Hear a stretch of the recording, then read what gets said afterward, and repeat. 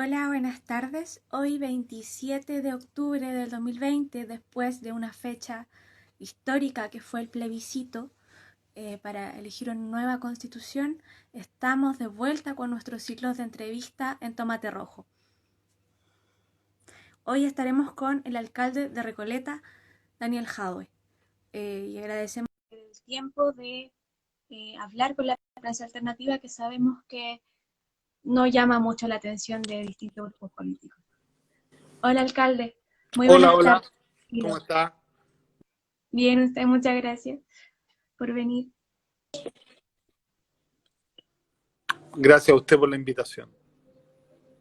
Bueno, alcalde, vamos a esperar que se comience a conectar nuestro público, un público también que conoce la gestión que ha existido en Recoleta, eh, conoce también cómo usted es un actor muy firme de la oposición y dentro de los pocos actores desde esa área, desde esa ala que tenemos. Así que muchas gracias por estar acá. Y comencemos, aprovechemos el tiempo porque Instagram solo nos da una hora para transmitir. Yo Eh, bueno, tengo 45 minutos porque tengo a las 18:45 otro compromiso del cual no me pude zafar, ¿no? Así que tenemos 45 perfecto, minutos para conversar tranquilos. muchas gracias. Entonces, 45 minutos, vamos a tratar de hacer todas las preguntas. Vamos a hablar de octubre, que es nuestro, de medio ambiente, de constitución y también de la gestión de la pandemia que aún estamos viviendo. Ok. Para quienes se están uniendo recién, muchas gracias por los saludos a quienes nos lo dan. Eh, Les contamos que hoy día estamos con Daniel Jadwe, de origen palestino, perteneciente al Partido Comunista, férreo actor de la oposición chilena, como ya mencionaba, arquitecto y sociólogo y actualmente, de 2007, alcalde de Recoleta, en la región metropolitana. Y hoy Desde, nos 2000, acompaña en el desde capítulo 2012, 2012, disculpe, desde el 6 de mucho más diciembre del tiempo 2012. entonces, maravilloso. Y hoy nos acompaña en el primer capítulo de nuestro segundo ciclo de entrevistas en Tomate Rojo. Eh, Vamos a comenzar hablando del plebiscito y de lo que nos interesa a nosotros y a nuestra audiencia, que es el tema ambiental. Sabemos que la noche del 25 de este año quedó para la historia con una participación electoral, con la participación electoral más alta desde la vuelta a la democracia sin voto obligatorio y con un 78% del país dándole el triunfo a la opción apruebo. El rechazo solo ganó en 5 comunas, como lo sabemos, las contamos acá: Vitacura, Las Condes, La Barnechea, La Antártica y Colchane, pero lejos de la realidad de al menos las 3 primeras comunas donde ganó esa opción, donde vive la elite capitalina, se encuentran las zonas de sacrificio. Huasco, Tocopilla y Coronel tuvieron un 90% de aprobación, Quintero un 81%, Puchuncaví un 84% y Coronel un 76%. ¿Qué diagnóstico hace usted, alcalde, sobre este pronunciamiento de ese territorio? ¿Hacia quién va dirigido? A ver, el pronunciamiento de los territorios que son zonas de sacrificio, siento que va dirigido a todos los tipos de gobierno que hemos tenido entre el 90 y hoy día, ¿no? Gobiernos que, más allá de que el tiempo de la dictadura le significó a Chile, cuando uno lo compara con el resto de América Latina, de tener un retraso en todo lo que fue este camino de ir tomando conciencia medioambiental, ¿no? Que nace cerca de la década del 80, cuando empiezan a discutirse las primeras leyes medioambientales de América Latina. Chile empieza a discutir esto mucho más tarde, tiene un desfase de 15, 20 años. Y las primeras leyes medioambientales hechas, entre comillas, en democracia, eran tan burdas y eran tan pro mercado y eran tan poco, entre comillas, ambientalistas y tan poco sustentables, que terminaron generando desastres ecológicos en nuestro país, que algunos efectivamente uno los puede situar como un proceso histórico mucho más largo, pero que otros tienen que ver solo con este periodo, ¿no?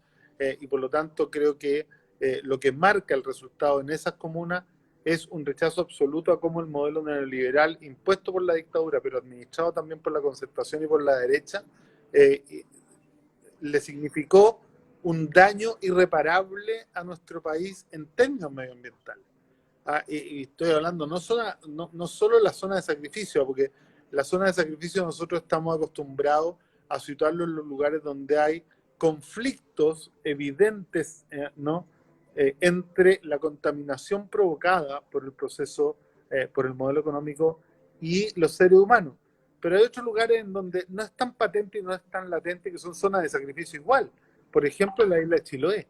La isla de Chiloé tenía una biomasa maravillosa y después de las concesiones acuícolas de salmón, los mataron completo. Entonces, para mí Chiloé también es una zona de sacrificio, y también la 11ª región, la región de Aysén, y también hoy día la región de Magallanes, en torno a Isla Riesco, que ya tiene una cantidad de concesiones acuícolas que han ido destruyendo el bioma marino y que lo van a seguir destruyendo, ¿no? Y que destruyen no solo el bioma marino, sino que además el ecosistema. Hoy día, yo entendiendo muy bien, ¿no?, el concepto de la zona de sacrificio, creo que el modelo ha terminado por descapitalizar, para hablar en los términos que a ellos les gustan, a nuestro país, sin que podamos hacer nada para evitarlo, ni para revertirlo. Uh-huh. Bueno, sí, muy bien como tú mencionas, claro, nombramos la zona de sacrificio como estas 5 donde están las termoeléctricas, son principales focos, pero claro, en nuestro país existen más de 130 conflictos ambientales solo diagnosticados por el INDH. ¿Sí? ¿Cierto lo que dice? ¿Hacia quién va ese pronunciamiento? Hacia el lema de que basta de abusos también. Hacemos el diagnóstico por acá. O sea, va al modelo, y el modelo está compuesto por los actores privados, por los actores públicos, por el sistema político, pero también algo que hay que decir, también es un grito a la ciudadanía, ¿no? A la ciudadanía que durante mucho tiempo de decepción terminó quedándose en la casa, ¿no? Porque si hubieran participado los que participaron el domingo en las últimas 5 elecciones, quizás los resultados habrían sido significativamente distintos.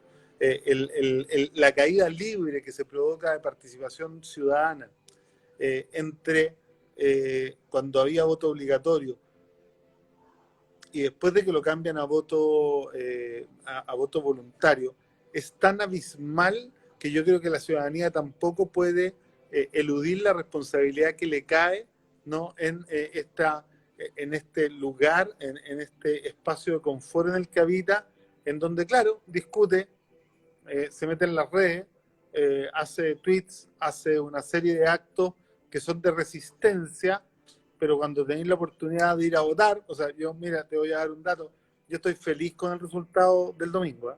Fue de verdad maravilloso, para mí un día histórico, un día que llegó 30 años tarde, pero déjame decirte que no me dejó de sorprender negativamente la cantidad de gente que había en la Plaza de la Dignidad a las 8 de la tarde, cuando no teníamos vocales y apoderados de mesa para cuidar los votos del apruebo en ninguna parte.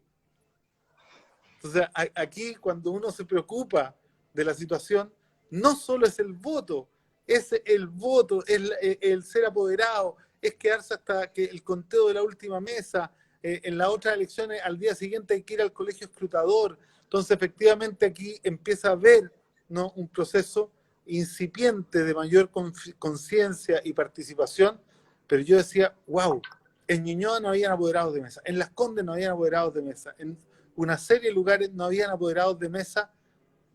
La verdad es que siento que todavía nos falta la decisión trascendental de subirnos al escenario de nuestra propia historia para ser de protagonistas principales. Efectivamente, como lo dice, falta ahí un protagonismo que a pesar de que se comprobó en las urnas con este resultado aplastante, claro, falta ahí organización quizás territorial o traducirlo a esa parte. Bueno, continuando, lo hemos dicho en esta entrevista, es el nombre del tema, Octubre es Nuestro, y este 2020 tuvo el aniversario del 18 de octubre y el plebiscito para una nueva constitución. De ello sabemos que hay mucho que hablar y quisiera partir con que a un año de la revuelta tenemos a cientos de jóvenes en prisión preventiva. ¿qué mensaje le entregaría el alcalde a ellos, a ellas, a sus familias?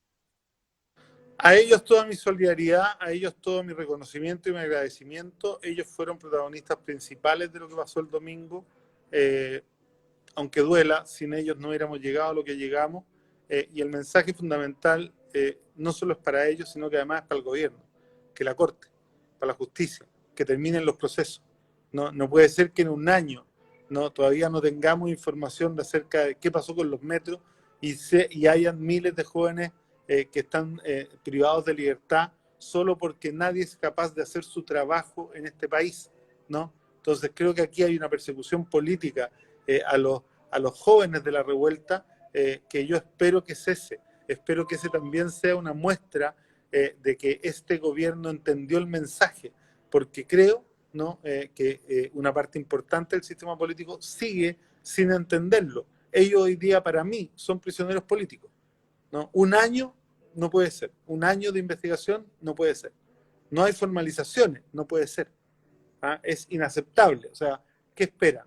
¿Que vamos a esperar como esperamos 40 años para que nos dijeran qué había pasado con los detenidos desaparecidos? No, esto es una falta de respeto y yo creo que hay que seguir presionando para que ellos a la brevedad recuperen la libertad y que los que, vuelvo a decirlo, los que hayan evidencia concreta de que cometieron delitos tan graves, efectivamente cumplan y sean sancionados. Pero usted no puede tener a mil y tantos jóvenes privados de libertad sin hacer todavía formalizaciones, es decir, sin imputarles delitos concretos, ¿no? Porque es simplemente prisión administrativa y prisión política. Muchas gracias, Daniel. Bueno, ya mencionábamos que comunas habían tenido un triunfo, si se le puede decir así, a las 5 comunas de las que ganó el rechazo. Y una que entró a sorprender poco fue Colchane, que con 500 personas votando obtuvo 374 a favor del rechazo, dejándolo en un 74% de victoria. Y al mismo tiempo, el nivel de votación, a pesar de que aumentó a nivel nacional, sobre todo los sectores populares de la capital principalmente, al mismo tiempo el nivel de votación disminuyó en zonas como el Maule, la Araucanía, como el Campo del Ñuble. Y mi pregunta es, ¿cómo podemos hacernos cargo de estas situaciones que pueden ser distintas, pero apuntan a lo mismo y un poco lo que mencionaba hace un rato? A ver, yo quisiera tratar de completar el análisis de los votos. ¿Por qué? Pues se ha hablado mucho. Eh, en las zonas donde ganó el rechazo, la participación bajó, ¿no? En las zonas donde ganó el apruebo, la participación creció significativamente y ese crecimiento además está liderado por la incorporación de los jóvenes. Yo creo que aquí los sectores más adultos y conservadores, que además estaban absolutamente claros de que iban a perder y que tenían además la preocupación porque la pandemia los pudiera enfermar, ¿no? Y se pudieran contagiar, prefirieron quedarse en la casa. O sea, arriesgarse y pararse, salir del espacio de confort y de este enclaustramiento casi voluntario que algunos tienen en estas comunas en particular, hizo que gente del rechazo se restara, ¿no? Y gente de la derecha se quedara en la casa porque además estaba muy dividido entre los que votaban a prueba, los que votaban rechazo y los que no querían ir a votar. En el resto del país, y algo que me llamó poderosa y muy positivamente la atención, fue que los sectores populares, las opciones más vanguardistas, ¿no? De el apruebo y la Convención Constitucional, arrasaron, ¿no? Entonces yo creo que aquí se está dando un proceso de cambio cultural que hay que seguir alimentando y que hay que seguir, entre comillas, construyendo desde la base. En esto han jugado un rol fundamental las ollas comunes para el tiempo de la pandemia, la resistencia a la represión en la huelga de octubre. Creo que en muy poco tiempo Chile logró sacar de los baúles de la historia, ¿no? Toda esta cultura organizativa que tenía Chile hasta el 73, antes del golpe, y que la dictadura trató de aplastar, ¿no? Hablando mal de la política, hablando mal de la participación y tratando de que efectivamente cada uno se encerrara en su casa sin tener jamás intención de aportar a ninguna transformación social. Correcto. Bueno, alcalde, volvamos a tocar las materias ambientales, ahora un poco con temas de política exterior.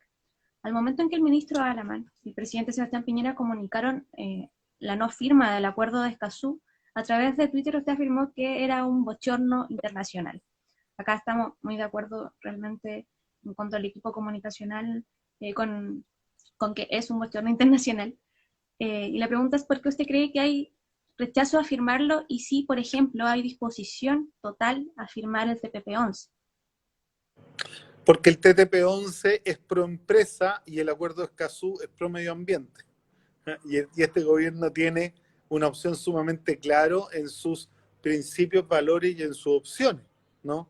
A ellos les da lo mismo el desarrollo sustentable, a ellos les da lo mismo el cuidado del medio ambiente. Ellos entienden a la naturaleza como un insumo para la economía, considerando más la economía como si fuera un sistema abierto, ¿no? Que opera sobre un sistema infinito, ¿no? No tienen conciencia todavía de las limitantes que tiene la naturaleza en términos de su propia reproducción. Tienen una mirada además que cimenta la relación hombre-naturaleza o ser humano-naturaleza en una relación de sujeto a objeto, ¿no? Y el acuerdo de Escazú comienza, ¿no? Y marca una transición hacia una cosmovisión que es más ecocéntrica que antropocéntrica y que por lo tanto plantea una extensión de la ética no solo a la relación entre los seres humanos, sino que además a la relación entre estos y la naturaleza, porque intenta desarrollar una relación de sujeto a sujeto, ¿no? Y esto es un cambio demasiado fundamental. Yo creo que sencillamente, bueno, primero no lo entienden, no lo comparten, y esto además tiene que efectivamente llevar a tomar acciones para limitar el crecimiento y para transformar los patrones de consumo que existentes en la sociedad, y los más problemáticos son los de ellos. Todos sabemos, por ejemplo, que una familia media de un sector adinerado gasta casi 4 veces más agua que una familia media del mismo tamaño de un sector popular, y sin embargo produce casi 2,7 o 3 veces más residuos que una familia media de un sector popular. ¿Qué quiere decir esto? Para decirlo así, en fácil, la pobreza es mucho más sustentable que la riqueza, ¿no? Y por lo tanto la solución al problema está claro, porque el remedio no va a venir de ningún punto de vista desde donde viene la enfermedad.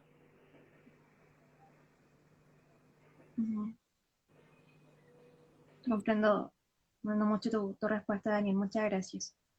Bueno, y para evitar esa visión que sabemos quiénes son las que tienen en este momento hacia los bienes comunes, hacia los ecosistemas chilenos que están en serio peligro, vamos a ver qué piensas, cuál es tu visión sobre que en una nueva constitución que podamos construir a través de la Convención Constitucional que arrasó, ¿cómo crees que debería escribirse la relación con los bienes comunes, con los ecosistemas?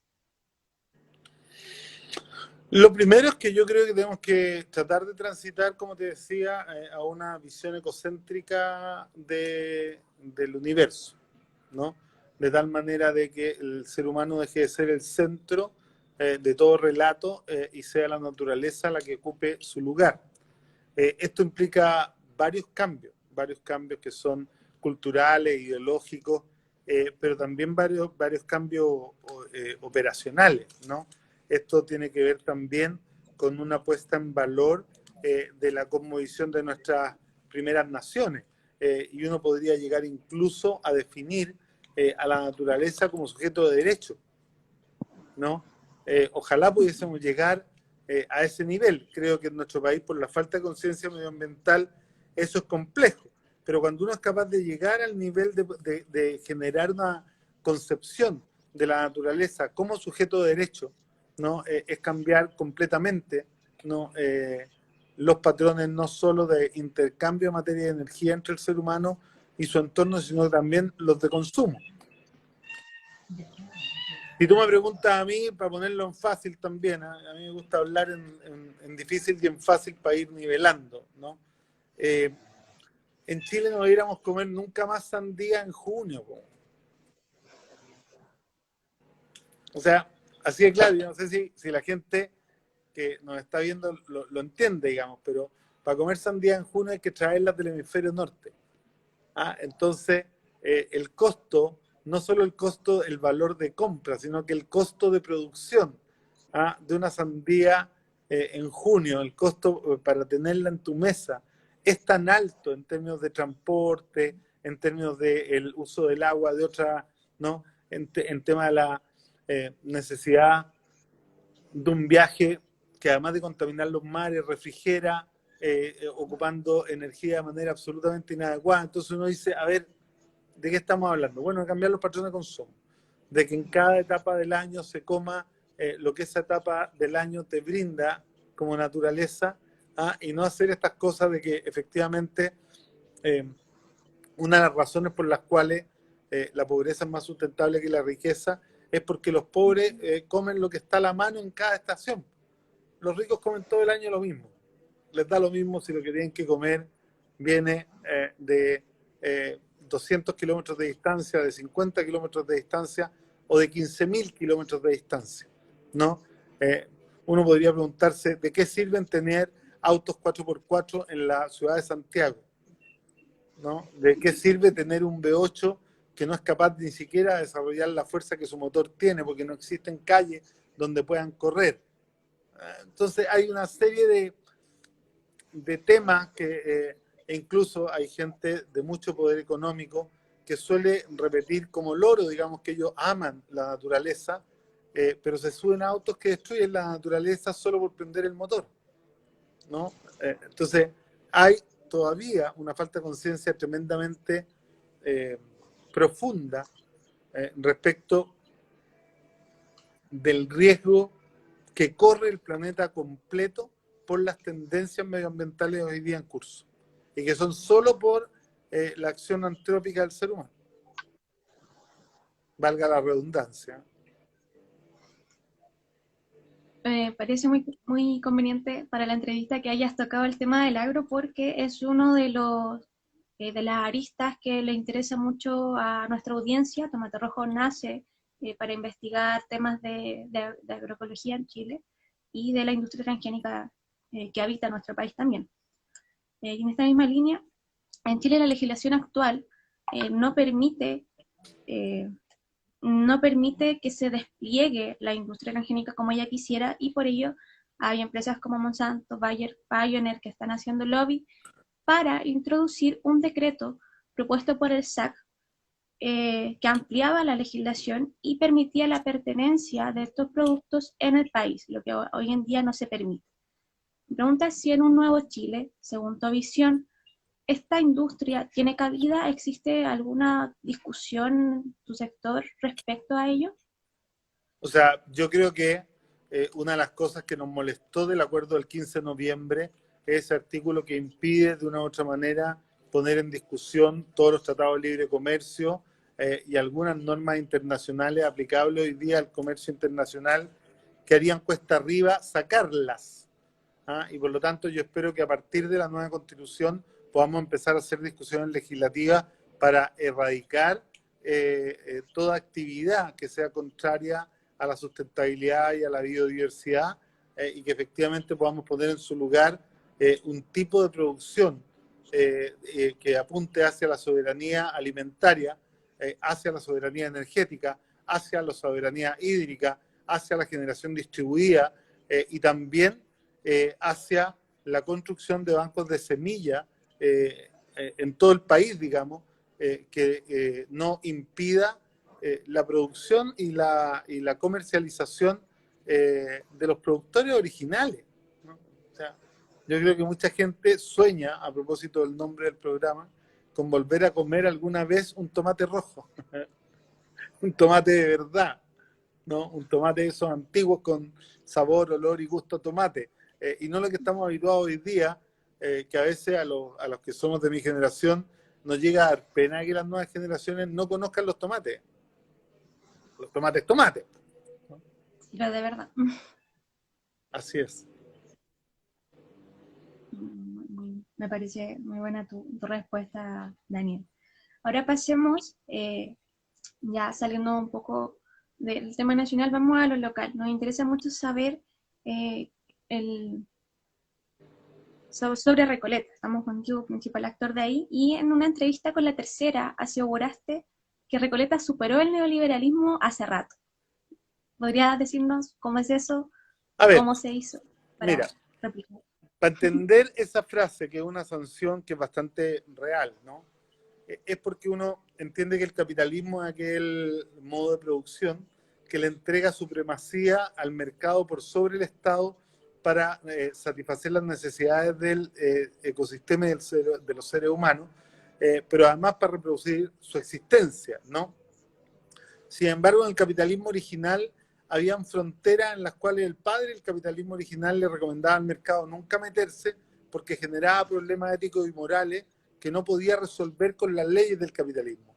Entonces, ¿qué decía Adam Smith? Perdón. ¿Qué decía Adam Smith? Adam Smith decía, mira, el mercado se puede meter en todo, pero menos en salud. Porque si el tomate se mete, o sea, si el mercado se mete en salud, vamos a tener gente inventando enfermedades para vender remedios, que es lo que pasa hoy día, ¿no? Y si se mete en defensa, vamos a tener gente inventando enemigos y generando conflictos para poder vender armas. Y si se mete en educación, nunca vamos a poder competir todos en igualdad de condiciones porque va a segmentarse la educación, que es lo que pasó en nuestro país. Entonces, el neoliberalismo, ¿cómo se entiende?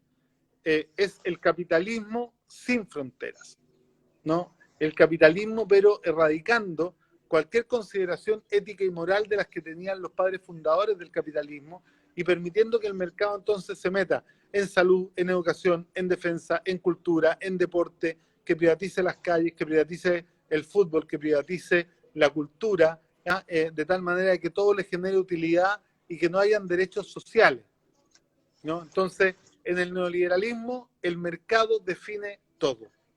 Y en Recoleta, el mercado ya no define el valor de los medicamentos porque lo define la farmacia popular. Y tampoco define el valor de los lentes porque lo define la óptica popular. Y tampoco define el valor de los libros porque lo define la librería popular. Y tampoco define en su totalidad el valor de los arriendos porque lo define la inmobiliaria popular. Entonces tú ves una pequeña comuna, ¿no?, que en su batalla para efectivamente generar un mejor vivir, ¿no?, va arrebatándole al mercado áreas de funcionamiento para asegurar derechos esenciales a precio justo. A eso se refería esa frase. Maravilloso. Muchas gracias por la explicación y también por la gestión que está haciendo en esta comuna, que la pueda replicarse en el resto de las comunas de los sectores populares, sobre todo para el poniente. Yo creo Bueno, que hay que llevarlo a todo Chile. Sí, sería. Estamos cada vez más cerca de ello, quizás. Así es, yo creo. En Recoleta, el plan basura cero y la educación ambiental, según revisamos con el equipo, han sido pilares de la gestión ecológica municipal. ¿Podría explicar cómo funciona y cómo se puede participar de ella para, dentro de todas las personas que nos están viendo, si es que tenemos gente, vecinos tuyos de Recoleta? Bueno, a ver, nosotros tenemos un plan de Recoleta sustentable que tiene varias aristas.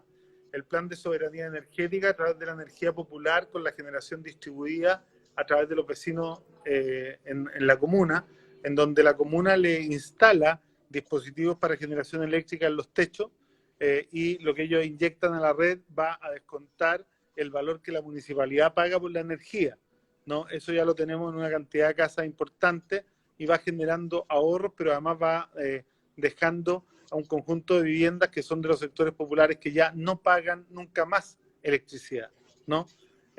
Tenemos también el plan basura cero que busca disminuir, hemos ido disminuyendo, vamos como en el 14%, pero esperamos llegar al 30%, la cantidad de residuos sólidos que mandamos a los vertaderos a través de la instalación en las escuelas, en las viviendas, en las juntas de vecinos, de varios dispositivos para reciclaje, para reutilización, para la reducción. Tenemos plantas de lombricultura, tenemos canchas de reciclaje, ¿no? Y tenemos además varios puntos limpios en donde la gente va dejando sus cosas y nosotros las vamos comercializando además para que el sistema sea autofinanciable. Esto nos ha significado además un ahorro bien importante en términos de recursos municipales, a pesar de que la demanda por estos servicios sigue creciendo.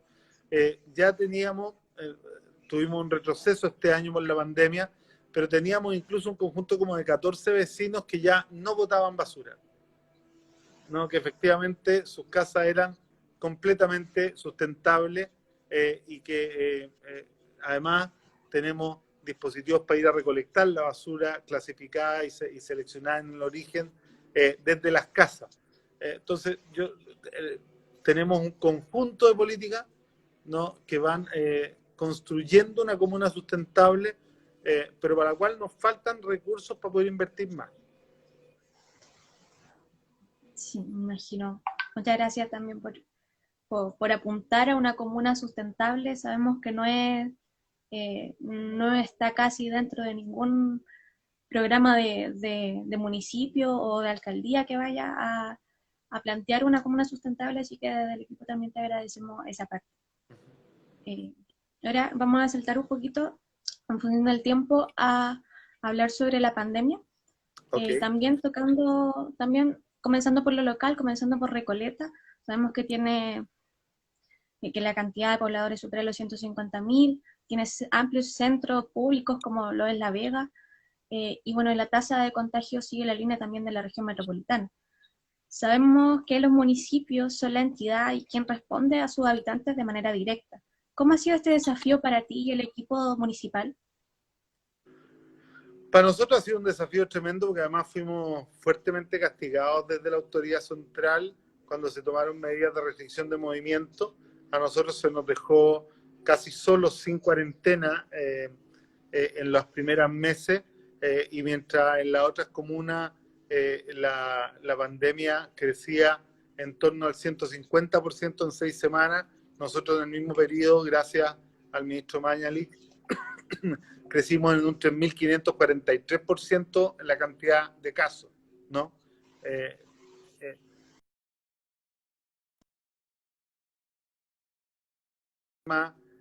Pero que venía preparado. Nosotros empezamos a hacer trazabilidad mucho antes que en el ministerio, pero tuvimos poca información porque ellos no querían hasta el 1 de junio compartir la información y los números han ido mejorando significativamente desde que empezaron a compartir la información. Hoy día ya tenemos menos de 50 casos activos, ya tenemos medicamentos que hemos traído desde afuera, como el medicamento ruso, el Avifavir y el interferón, que lo estamos produciendo nosotros con la Universidad de Concepción, y por lo tanto hoy día estamos mucho más tranquilos. Estamos informando la totalidad de los PCR antes de los 48 horas. Además estamos siguiendo casi un 97% y haciendo la trazabilidad del 94% de los casos, que está muy, pero muy por encima de los promedios nacionales, y eso nos permite decir hoy día que en Recoleta tenemos de una u otra manera la pandemia bajo control. Pero de que fue duro, fue durísimo en los primeros meses. Me imagino. Dentro de la misma crisis, ha sido uno de los actores que más constantemente ha denunciado la negligencia del gobierno en torno al manejo. En esta línea presentaste una querella contra Piñera, contra el exministro Mañalich y los subsecretarios de la cartera de salud por cuasi delito de homicidio y denegación de auxilio. Respecto a esa misma querella, hoy el senador Navarro presentó un recurso de recusación contra la abogada María Cristina Gajardo por ser parte de la causa como abogada integrante y al mismo tiempo haber sido abogada del Ministerio del Trabajo durante el primer gobierno de Piñera. Al mismo tiempo, el ministro París se ha negado a entregar la totalidad de los correos apelando a la seguridad nacional respecto a toda la problemática. Entonces, ¿cuáles son las expectativas reales de la querella? A pesar de que ya fue admitida, ¿qué viene ahora? A ver, yo las expectativas que tengo es que se haga justicia y que los responsables de esparcir la querella de manera irresponsable en todo el territorio nacional vayan a la cárcel. Esto es un delito que está consignado en el Código Sanitario y en el Código Penal de nuestro país, y por lo tanto yo lo que espero es que la justicia actúe, que no se deje amedrentar, que es lo que ha estado tratando de hacer la defensa de Piñera y del ministro y de los subsecretarios, han estado tratando de obstruir la justicia de manera sistemática y permanente, y por lo mismo yo espero que la justicia actúe en consecuencia nomás, que trabaje, que haga su pega, y que lleve a prisión a los responsables del mal manejo de la pandemia, ¿no? Esto de haber abrazado la tesis de la inmunidad de rebaño desde un comienzo, todo el mundo sabía que esa tesis era una tesis absolutamente irresponsable, que no tenía ningún fundamento científico, y Mañalich lo terminó reconociendo él, ¿no? Que todas las tesis de las cuales había partido habían terminado resultando falsas, y que navegaba antes de irse del ministerio en la más absoluta oscuridad, y como si eso fuera poco, además declaró que no tenía conciencia ni de la pobreza ni del hacinamiento que existía en los sectores populares. Yo encuentro que esas tres declaraciones por parte de quien llevaba la pandemia son de una gravedad inaudita, ¿no? Sobre todo cuando uno piensa que el mismo tipo fue ministro durante 4 años antes de nuestro gobierno, es decir, que tuvimos un gobierno que trabajaba la salud hace 5 años atrás, que no tenía idea de cómo vivía la realidad los chilenos y chilenas. Muy cierto. No, Daniel, para finalizar, en función del tiempo, yo sé que eres muy directo para decir las cosas y por lo mismo te pido que, quizás en pocas palabras, le hables a los movimientos sociales, a los pobladores que estuvieron ahí en las urnas votando, sobre lo que se viene ahora, sobre la participación en la creación de una nueva constitución. Lo más relevante es que tenemos que acostumbrarnos a participar en cualquier espacio democrático que se vaya abriendo, ¿no? Tenemos que además mantenernos absolutamente movilizados durante el tiempo que dure la discusión constitucional de manera pacífica, aislando y condenando la violencia y sobre todo no permitiendo que nos infiltre ni el Ministerio del Interior, ni Carabineros, ni la derecha, para invitarnos a ser violentos y luego tener cómo justificar la represión. Lo más relevante ahora es que como la Convención Constitucional la van a componer entre 155 y 183 miembros, en el mejor de los casos, si es que aprueban los escaños protegidos para los pueblos originarios, va a ser cómo nosotros mantenemos fórmulas de participación vinculante con la ciudadanía durante todo el proceso, que puede ser a través de audiencias públicas para los cabildos ciudadanos que estén conformados, a través de la exposición y de la fiscalización permanente que la ciudadanía movilizada tiene que hacer del proceso. Aquí lo que no puede pasar es que alguien piense que después de escoger a los que van a escribir la nueva constitución, nos vamos a ir para la casa y en un año más les vamos a preguntar cómo les fue. No, aquí hay que estar encima, instalando los temas, fiscalizando cómo se da en la discusión, porque eso además nos va a permitir presionar cuando sea necesario para que la Constitución termine siendo lo que nosotros queremos y no lo que una minoría quiere. La gran apuesta del gobierno y de la derecha en particular en este periodo va a ser lograr 1/3 en la Convención Constitucional, de tal manera poder tener derecho a veto. Y por lo tanto yo espero que no nos paremos a discutir quiénes van a ser constituyentes, ni que aparezcan 50 listas, porque eso nos va a debilitar. La derecha tiene súper claro su objetivo, tener 1/3, y yo creo que más allá de quienes sean los constituyentes, lo que nosotros necesitamos es que la ciudadanía se mantenga encima del proceso fiscalizando, ¿no? Ese es para mí el mensaje más relevante hoy día. Muchas gracias por tu respuesta, Daniel, y también muchas gracias por tu tiempo, por conversar constantemente. Es la primera vez que estás con Prensa Independiente y eso se agradece mucho. Muchísimas gracias a usted por la invitación y un abrazo a todos y a todas. Que estén bien. Y también un saludo también a todos los que nos vieron en este rato y también al equipo de la Municipalidad de Recoleta. Muchas gracias y gracias por vernos. Recuerden seguirnos en nuestras redes sociales y vamos a subir esta entrevista posteriormente en tomaterrojo.cl y también la dejaremos arriba en un video de Instagram TV. Muchas gracias a todas y todos quienes estuvieron en nuestra transmisión.